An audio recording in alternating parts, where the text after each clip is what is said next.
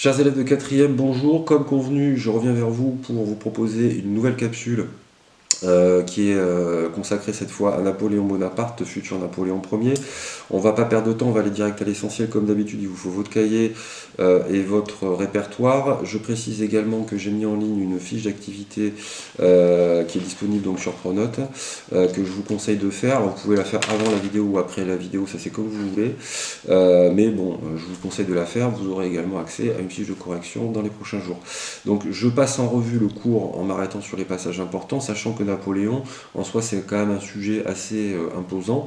C'est tout simplement le personnage historique français le plus célèbre au monde.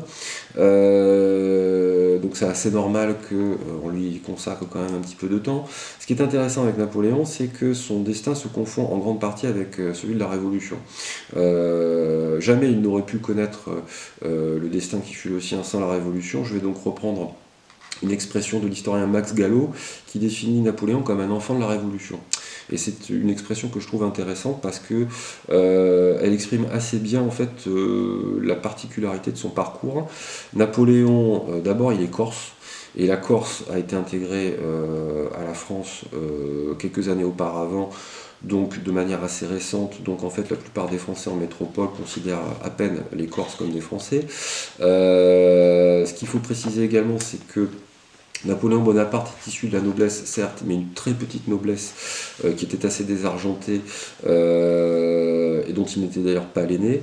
Donc en gros, il ne pourra compter que sur ses propres capacités. S'il a réussi à aller très très loin, c'est en se faisant tout seul, ou presque. Alors, assez rapidement, donc, il va quitter la Corse pour s'installer en métropole, où il va suivre une formation donc, dans des écoles militaires où il manifeste très très tôt des très très grandes qualités en matière de stratégie, et où il se montre également un très très bon écolier, qui s'intéresse à peu près à toutes les matières, que ce soit les sciences, les arts.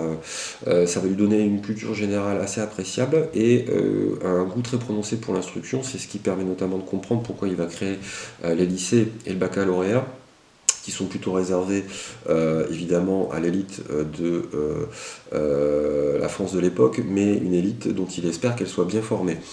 Alors Napoléon est un enfant de la Révolution. Jamais il n'aurait pu faire la carrière qui fut la sienne sans la particularité des événements qui se succèdent à cette époque. Alors ce qu'il faut préciser à ce niveau-là, c'est que, on l'a déjà vu dans les cours précédents, dès 1793, Napoléon, qui est un jeune capitaine, se distingue au siège de Toulon face aux Anglais. Ça lui permet d'être promu au grade de général de brigade. C'est un premier coup d'éclat.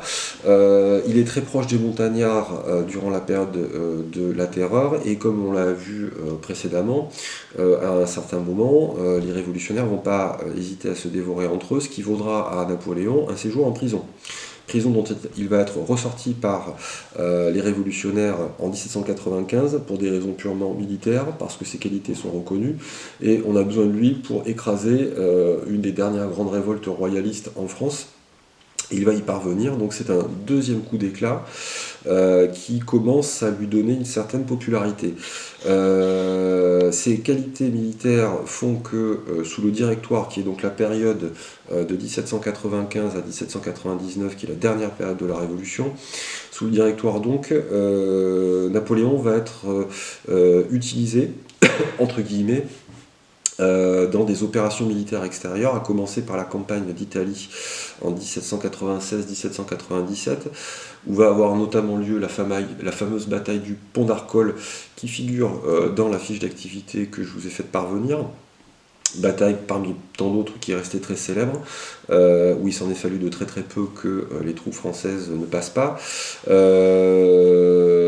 Donc cette campagne d'Italie face à l'Autriche va être un nouveau succès pour Napoléon Bonaparte, et à partir de ce moment-là, sa popularité est tellement importante que les autres révolutionnaires du Directoire commencent à se méfier de lui, s'inquiètent un petit peu de la rivalité qu'il peut représenter, et croient donc intelligent de l'expédier en Égypte, en 1798-1799 pour aller y affronter les Anglais. À cette occasion d'ailleurs, Napoléon Bonaparte, qui va à nouveau collectionner quelques succès militaires notables, va également rendre un très très grand service à l'humanité parce que c'est au cours de cette expédition en Égypte que va être découverte par les troupes françaises la fameuse pierre de Rosette qui va permettre le déchiffrage des hiéroglyphes égyptiens dont on avait perdu le code depuis près de 2000 ans. C'était pas forcément prévu au programme, mais ça illustre bien cette idée que Napoléon Bonaparte, entre autres choses, est un homme qui s'intéresse depuis toujours à un certain nombre de sujets qui ne sont pas automatiquement militaires. Là, clairement, c'est une des plus grandes découvertes archéologiques de tous les temps. De ce retour d'Égypte, sa popularité est tellement grande à Napoléon qu'il va profiter de l'occasion pour participer au coup d'État du 18 Brumaire de l'an 8.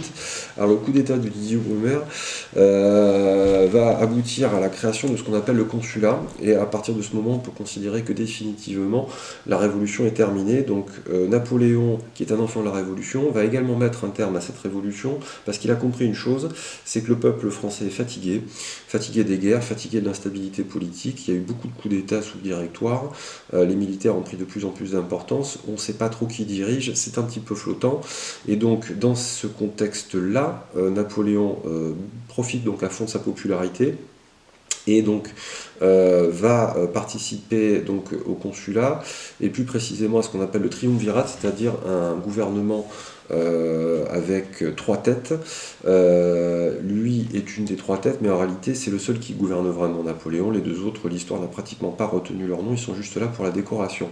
Alors Napoléon, donc progressivement va franchir les étapes qui vont le mener au pouvoir suprême. Le consulat est une première étape.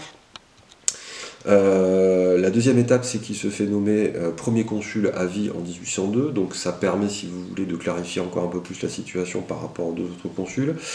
Et 2 ans plus tard, donc, il va accéder directement au statut d'empereur, donc en 1804. Donc là, on ne peut pas aller plus haut en termes d'ascension politique, et on peut vraiment parler d'un empire qui va durer pendant à peu près 10 ans.